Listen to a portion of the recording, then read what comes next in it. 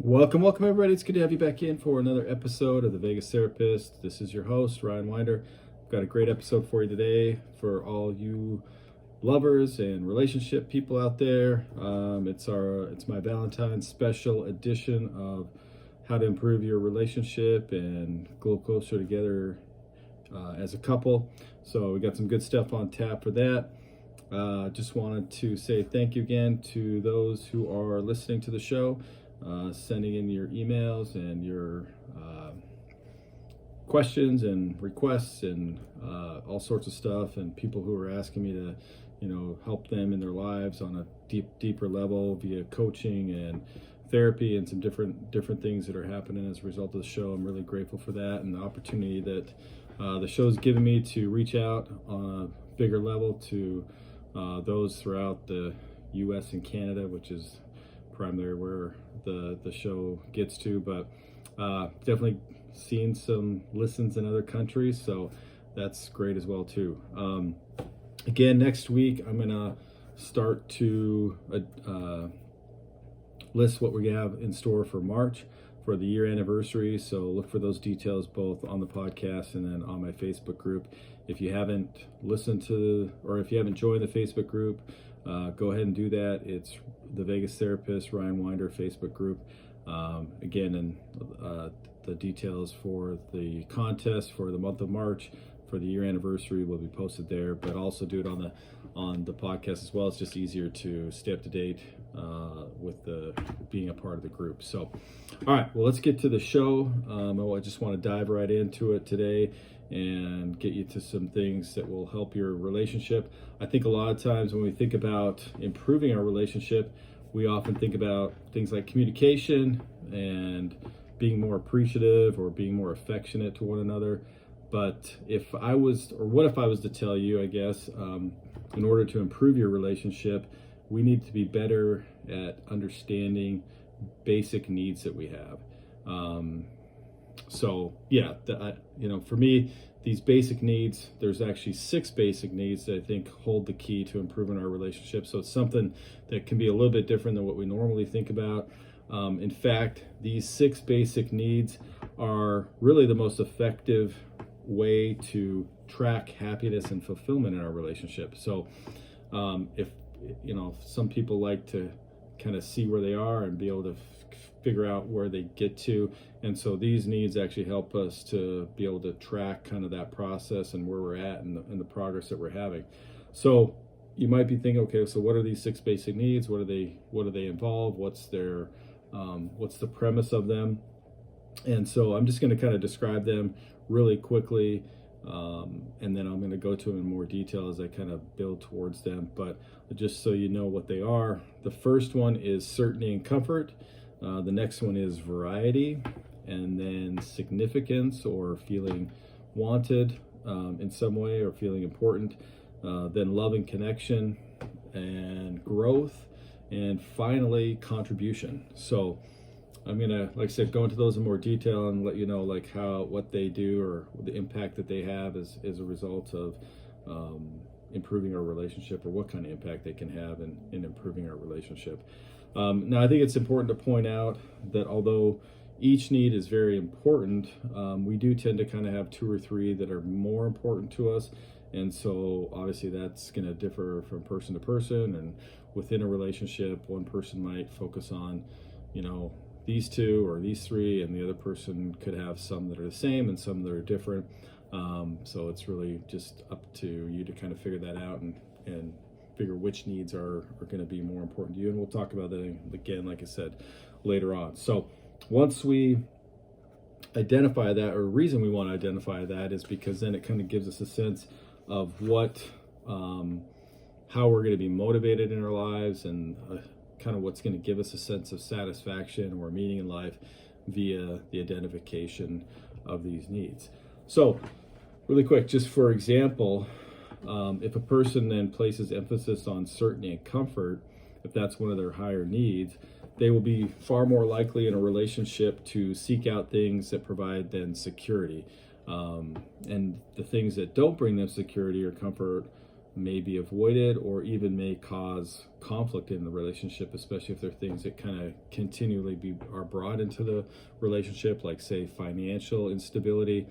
That could be a big part of security and comfort. If somebody doesn't have that, they may, again, like I said, it might be a big big turning point or source of conflict, I guess is what I'm trying to say, for the relationship. And so whereas some people, maybe money or financial stability isn't as big a deal. Maybe they grew up without much money, so they don't really need as much. So if there's some financial instability going along in the relationship, then they can be okay with that. So that's kind of how that works in a nutshell, as far as like the needs and kind of how they might play out. But again, before I break down each of these needs, you might be thinking to yourself, again, these are individual needs, so how do they help me improve my relationship? So here's a word of caution for you. And it's a word of caution because this is something that, we need to think about when it comes to our relationship. But when or if both partners are getting their needs met primarily from external sources, who then do you become to each other? So if each of these needs are being met by some other external source, so what is that? Where does that leave me in terms of a relationship? Who am I to this other person that I'm in this relationship with? Am I simply just a roommate? Am I a friend? And if I am just one of those things, obviously, in my opinion, that's not really a good place for your relationship to be. And you could be on the verge of some major issues, or maybe you already are because you've been in that state for a while. You haven't felt as connected or as close, or again, and the reason you haven't felt that way is because you are getting those needs met in other places and they're not really being found in the relationship. And here's another important thing to remember in relation to that, because it is very difficult to sustain love for somebody that you are in a relationship with when your basic needs are being met elsewhere. So love just will eventually, find its way out of the relationship if these needs aren't a part of the relationship, or we're not meeting those needs in some way for each other. I think for me, this is often how infidelity starts, is that there's several needs that are not being met within the relationship, and then people often look elsewhere to get those needs met. Sometimes it's by chance, sometimes it's by opportunity, but a lot of times there is a lack of something going on in the relationship that causes them to seek elsewhere. So that's the warning. So if we think that these needs aren't important, they are, and they're important to our relationship in so many ways. And so what I think is that as you think about these needs, and we go into them in more detail, that they really can serve as an inventory for you that you really need to take a look at, not only for yourself, but also for your relationship. And so there's two questions that I would have you ask of yourself. The first one is, if I am unhappy in my life in a significant area, what needs does that correlate with? Okay, so if I'm unhappy in a specific area, what needs does that correlate with? So is it comfort? Is it a variety? Is it significance, love and connection? What need does it correlate with? Then once I identify that, then obviously I need to plan to find ways to begin meeting that need with not only with myself, but obviously with my partner. Okay, so that's the first thing. Where am I unhappy? What need does it correlate to? Second, as I identify what my 2 or 3 top needs are, is my spouse a main contributor to those needs? Or are they being met primarily through external sources? So again, what the needs are, is my spouse contributing to those important needs, or are they being met primarily externally? Now, again, why is that important? Because if they're not being met by our spouse, then we could be in trouble. So if they are primarily being met externally, I do strongly suggest discussion with your spouse to figure out some ways that you can begin to meet those needs for yourself and obviously for each other. Because again, if they are primarily being met externally, we're not usually very happy within our relationship. And so that's going to potentially lead to some other problems. So we want to do that, and we want to meet those needs for one another. So, okay, now getting into the needs themselves, what are they? What's a little bit of a breakdown for them so you can understand it better, so you can kind of identify what your needs might be and how they could be either impacting you currently or your relationship in a certain way. So the first one, again, is the need for certainty and comfort. This need is primarily about security, safety, and stability. Makes sense? So what security and safety look like, though, obviously can vary from individual to individual. Some may focus on financial, kind of like I said earlier, or for others it might be emotional or physical stability, security, or a variety of all three in some sense. So, you got to kind of see what that looks like for you. But also, again, the comfort could be just from, hey, I like to be around my partner. I like to be with them. I like to do things with them. I like to have them close to me. That could be another way that you feel a sense of comfort or certainty within yourself or within the relationship. But definitely understanding what those are and knowing that, again, if those things aren't being met, I'm probably, feeling somewhat unfulfilled or unhappy, or maybe, again, there's some conflicts around some of those issues that need to be addressed as well. All right, so that's the first one. Second one is variety. Everyone needs variety in their lives. In fact, our bodies, our minds, our emotional well-being all require a sense of variety as well.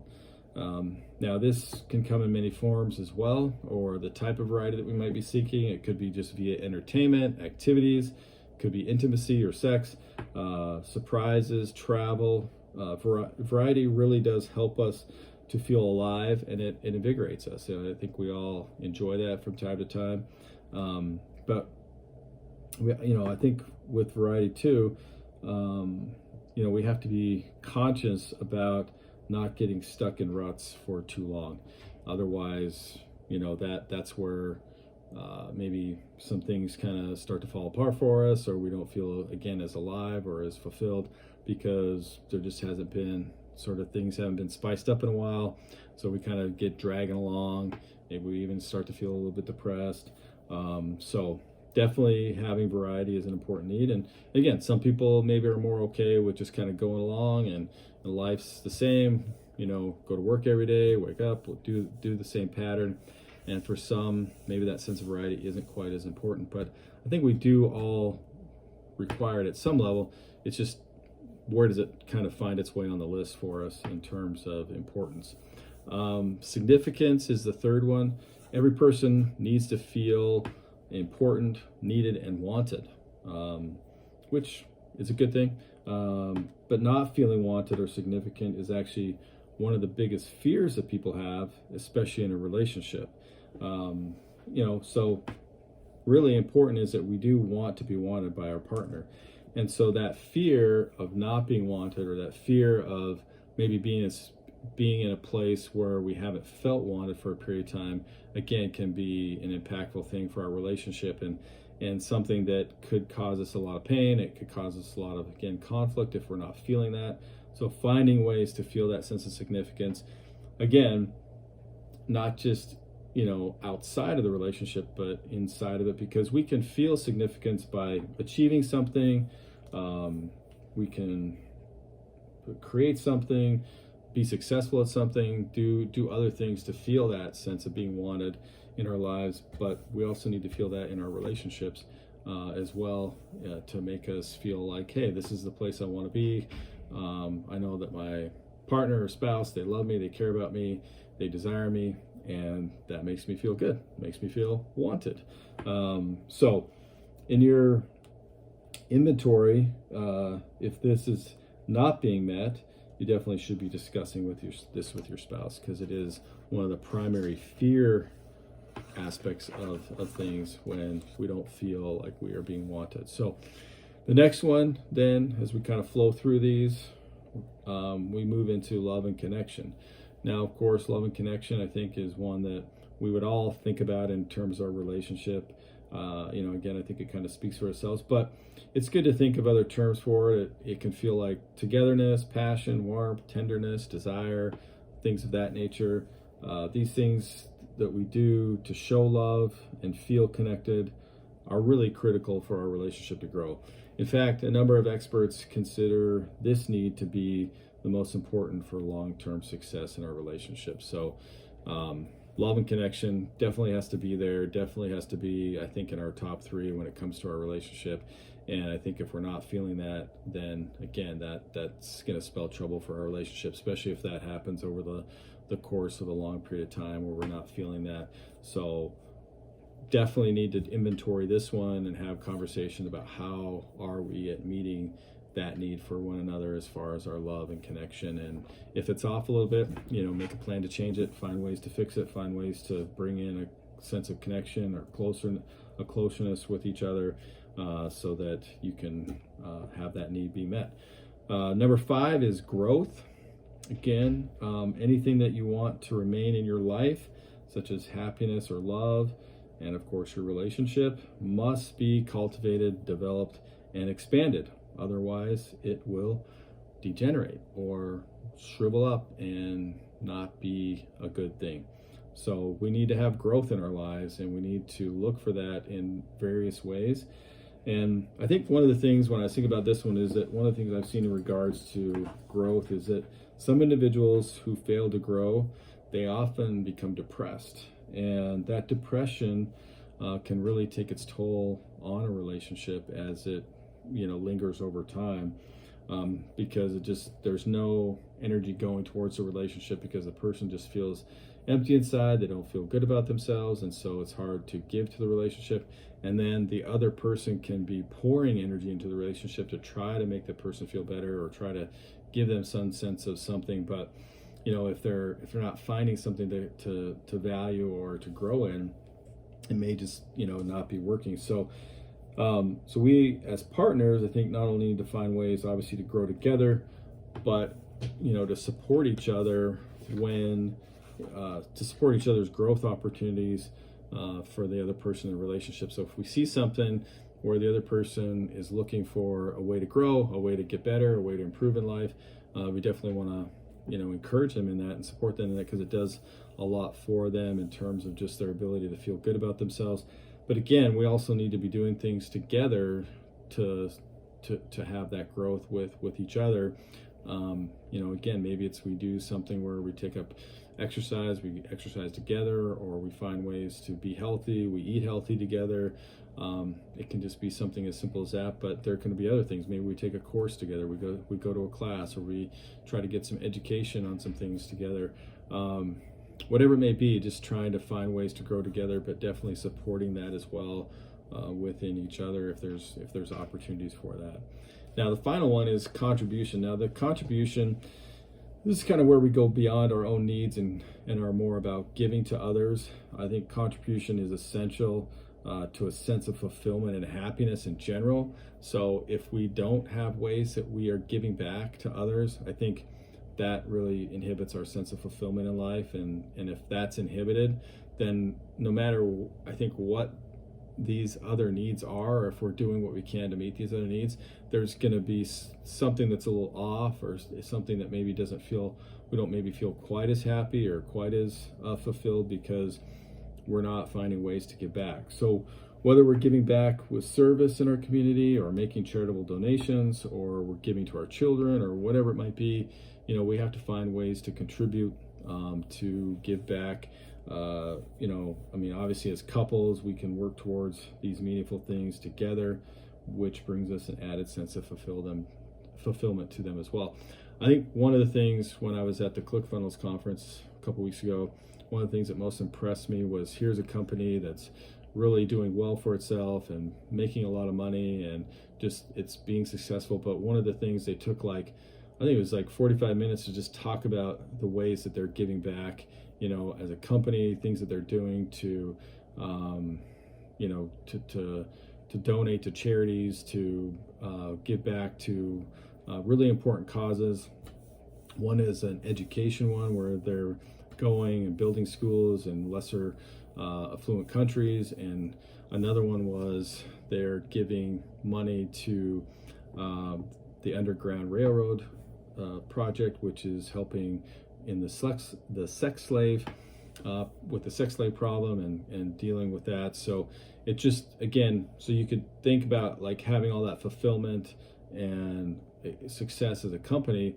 But if you're not giving to something, if you're not giving back, if you're not finding ways to be charitable or to contribute back to your communities or whatever have you, it's not as fulfilling, and it makes a difference when you're giving back. So contribution, again, it kind of encompasses a lot of the different things, and I think if we're doing that, and it's really going to help us feel better about ourselves and kind of build these other things along. So all right, so that's the 6. Those are the 6 needs. And to just kind of wrap up with a couple of points, the first thing is, again, that we need to remember that these 6 basic needs are the most effective way to track your happiness and fulfillment in our relationships. So we can, it's easy. Okay, these are my top 2 or 3 needs. Are they being met? Are they not being met? It's really easy to track that, to see where we're doing it, where we're not doing it. So it gives us a really good guide, and also we can create a good action plan. Like sometimes, when we look at things and we try to, hey, what can we do to improve our relationship? Sometimes it's hard to narrow in on some things that we can do. With this, once we identify the need, we can definitely identify some things, some specific things that we can do to get that need met. So it's really a tangible action plan that we can create by looking at these needs and identifying what's lacking in our relationship. Obviously, then that ties into the second thing, which is to do your inventory with yourself and with your relationship, and then again figure out how these needs are going to be met with the two of us. So really, doing that inventory is critical, because if we're in that space where all of our needs are being met externally, that's a vulnerable place for our relationship. And whether it has or hasn't at this point kind of fallen into a place where, hey, we're just roommates, or we're just friends, or we're just kind of going through the motions, that spells trouble for a lot of people. So we need to be careful of that and make sure that our needs have balance, right? That it's okay for some needs to be met externally, but if they're all out that way, then it's going to be a challenge for us. And then finally, here's something just to kind of remind ourselves or to remember about these needs, is that the most quick and effective way to change a relationship is to focus on your partner's needs.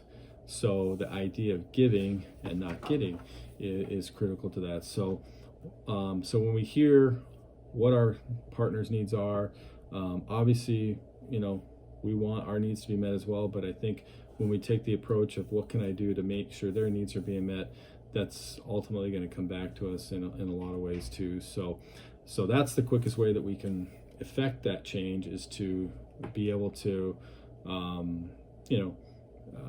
look at what we can do for the other person and for meeting their needs. So anyway, so that's the episode as far as the 6 basic needs and how we can improve our relationship and things that we can do to build a stronger relationship. I hope you'll take that inventory to heart. You'll go through those needs, see where you're at within your relationship, see how those things are being met, and then, like I said, make an action plan to really execute and go out and do it. Just a couple final things before I sign off. Relationships are important. We all want a strong relationship and a sense of fulfillment from them. I get that, but we have to put into them if we're going to get out of them as well. And so, hopefully that's something we'll take away from this too, is that what am I giving to my relationship? What am I trying to do for my spouse or my partner in order to improve their sense of well-being or fulfillment as well? One other thing too is just that, again, if you haven't had a chance to rate the podcast on Apple, please go ahead and do so. Send a review, rate it, get those ratings up so that we can get it out to more people, so more people will be exposed to it via the Apple podcast. And just want to say thanks again for tuning in and for listening and for allowing this platform to be something that has value. I really do appreciate it. Hope you guys have a great Valentine's week and do something special for one another, and really try to bring that relationship together and make a great connection and make a commitment to one another that we're going to be better at meeting each other's needs and not letting those needs just fall out to external sources. All right. This is Vegas Therapist signing out. Have a good one.